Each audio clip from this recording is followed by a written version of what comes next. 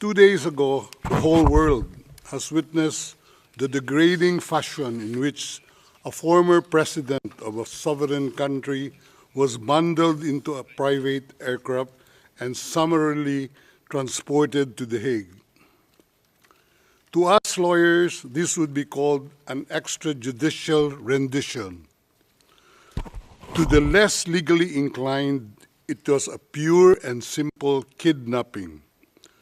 My client was denied all access to the legal recourse in the country of his citizenship, and this all in the nature of political score settling.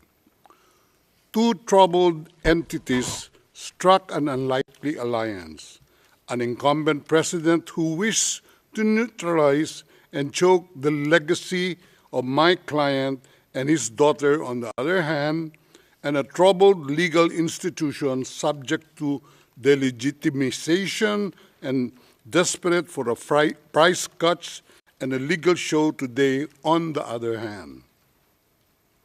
With this in mind, it is not surprising that my client was abducted from his country. ICC private jets do not drop out of the thin air. That jet which received my client was coordinated in advance. The UAE is not a state party to the ICC and has no obligation to cooperate with the court. Yet my client sat in transit in that country for more than 5 hours.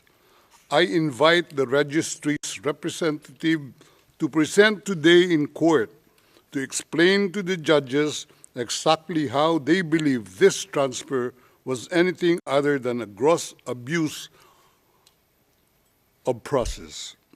Given the precipitous arrival of my client, an elderly man with debilitating medical issues, hard of hearing and poor of sight, he was taken to a hospital for observation. Only this morning have I met him for the first time with less than an hour to discuss legal issues. I have not been able to present him with a hard copy of the arrest warrant because we were not supplied with such.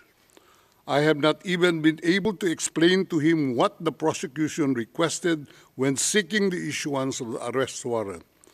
This is because the chamber only established a redacted version of the prosecution request last night.